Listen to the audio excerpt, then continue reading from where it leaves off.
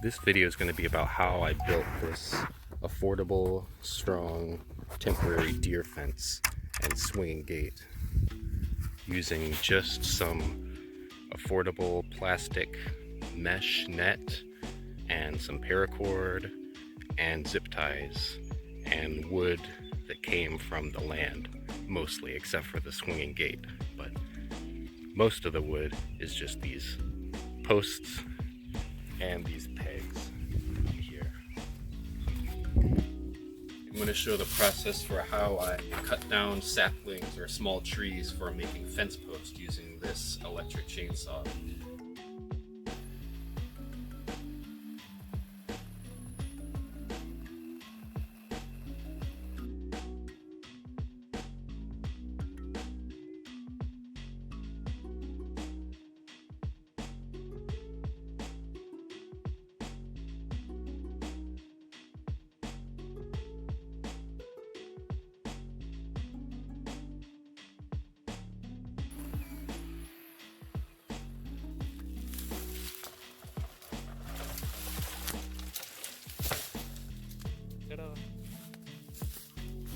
So now I've got all these branches sticking off the side.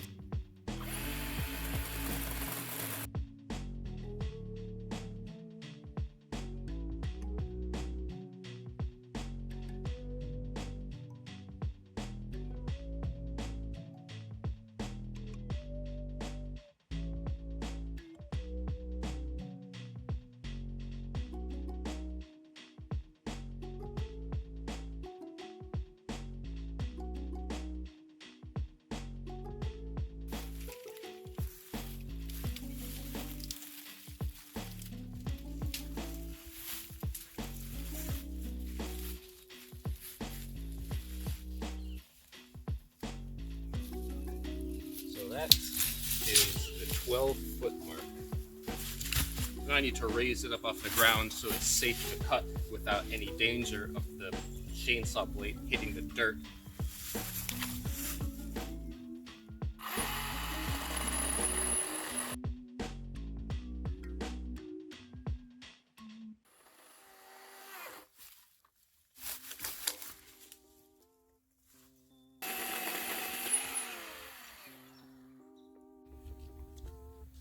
I brought the two 12-foot long logs out here, and I have little blue flags placed where each of them are going to go in the ground, about 22 feet away from each other. And I have a level and a post holer to help me dig the hole and make sure it's more or less straight. I'm going to be digging them about 3 or 4 feet down. I'm not going to treat the bottom or anything like that, just because this is just going to be a temporary fence and I don't want to do anything that could be toxic to the ground anyway, so I figured just doing it raw would be how I do it right now.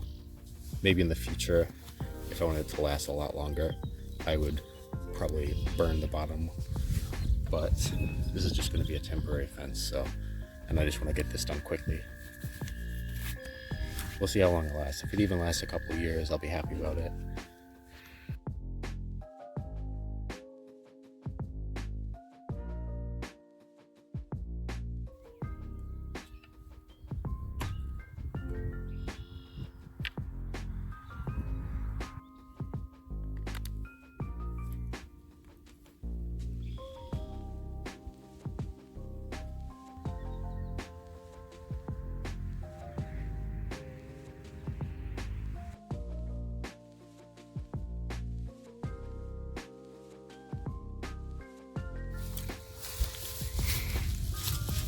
So now that I've got the post in the ground, I'm running some paracord between each post, which will kind of help hold them steady and also serve as something to hold the wire mesh or the plastic mesh up between the poles.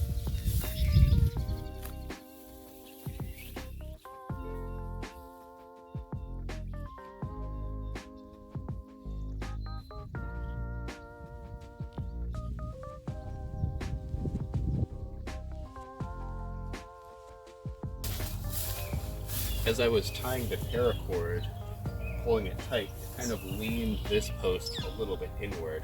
So I'm going to have some support pulling on the other side to kind of give it some counterbalancing tension. So that's what I'm going to do right now.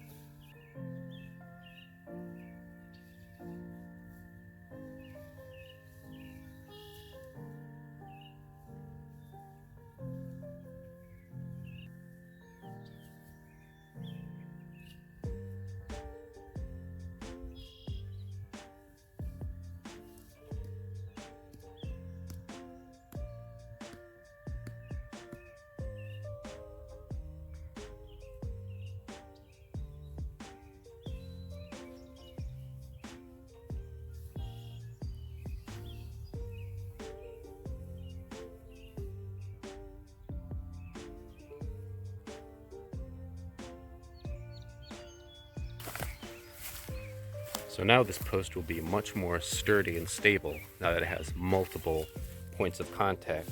One here, and then those two in different directions. So I can barely even move it. I'm putting all my weight into it, leaning against it, and now it barely budges. Before it was kind of loose. So I think this is the thing to do for all the corners, just to give it extra strength. So now that I've got these paracord lines up here, I have something to attach the wire mesh to. So that's going to be this step. I'm going to be using zip ties for this.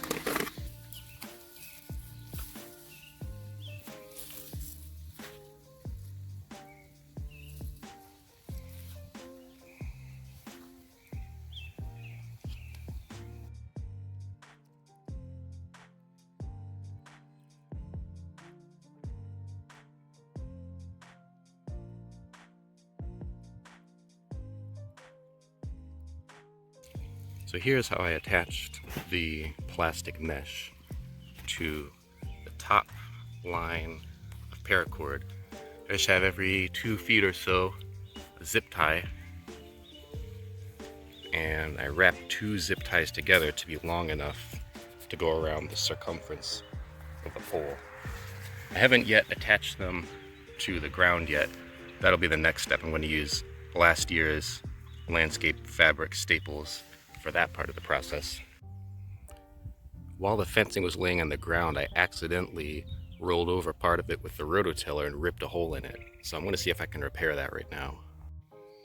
Here's how I stitched that ripped area back together. I just cut a piece of spare and zip tied it on to go over the spot that was ripped open. So now I'm about to get started with the swinging gate. And I figured having a flat surface would be easier to mount the swinging hinges onto. So I'm using these big 6-inch U-bolts on the top and bottom to attach this exterior pressure treated 2x4. And I have 3 of them. I was thinking maybe one in the top, one in the bottom, and one in the middle. But now I'm thinking maybe that might interfere with the hinging action. So I'm going to see if just one at the top and one at the bottom is good enough, if that'll do the job. So since the hinge is going to be on the right side, the bracing, this little diagonal piece in the middle, should be like that. So the hinge is on the right side, this diagonal piece should be so that the bottom part is where the hinge is. Sometimes people get kind of confused with that part, but that's what gives it some extra strength.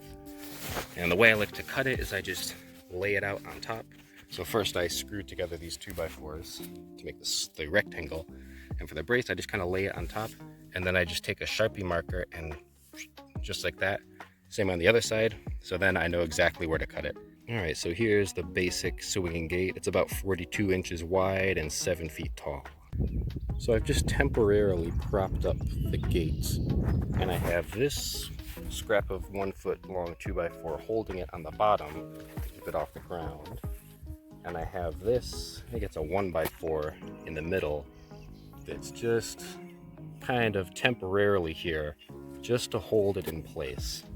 And the idea is, it's just gonna hold it long enough for me to screw in 3 of these hinges. And notice how the screws for the hinges don't actually go into that middle 1x, just onto the pressure treated 2x4s. So once I screw these hinges in, I can remove that centerpiece. There will be a little gap there, which is what I want, and it should be able to easily swing open to the outside like that. It's very important to make sure you use long screws for hinges or any kind of door hardware. That's not just for gates, but even like doors in houses, especially exterior doors, and not these pitiful excuses for screws that they come with, and their Phillips head, which is like, Phillips heads are my nemesis. I only use hex bits because they don't really strip out. Phillips heads strip out very easily. So now I've removed those 2 temporary support pieces, so there's this gap in the middle here. All the screws, I'm making good contact with the 2x4s. Nothing underneath. So moment of truth to watch it swing open, nice and easy.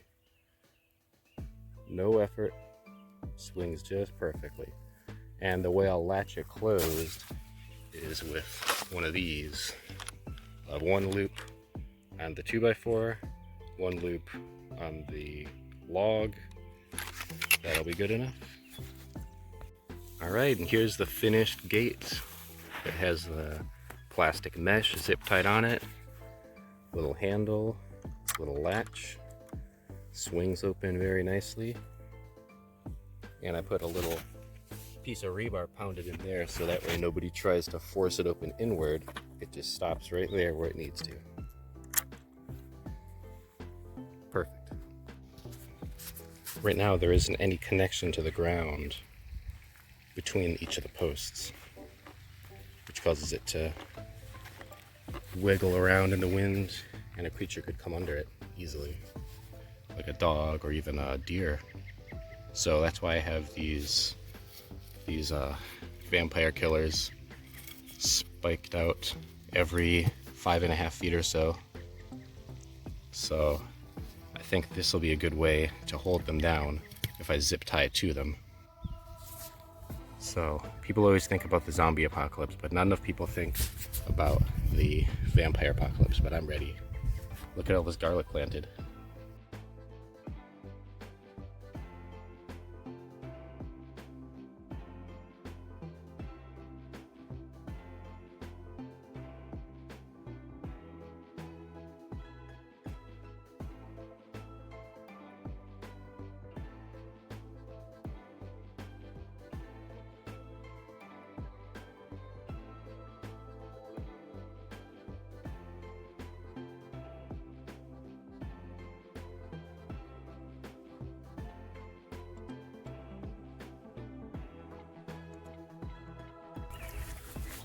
I used 2 of these zip ties to hold it down. One at the bottom, one kind of near the top.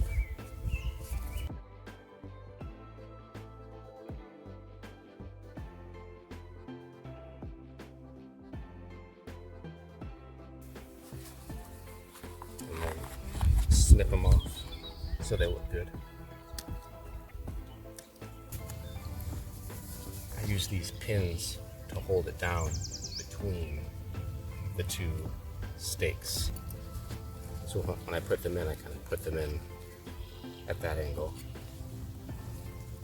just to give them some extra strength.